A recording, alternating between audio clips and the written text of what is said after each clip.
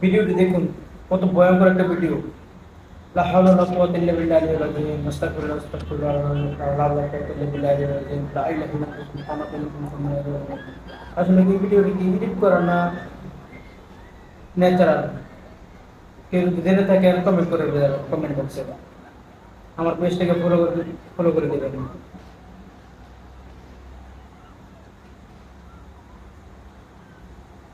হে আল্লাহ মাবুদ,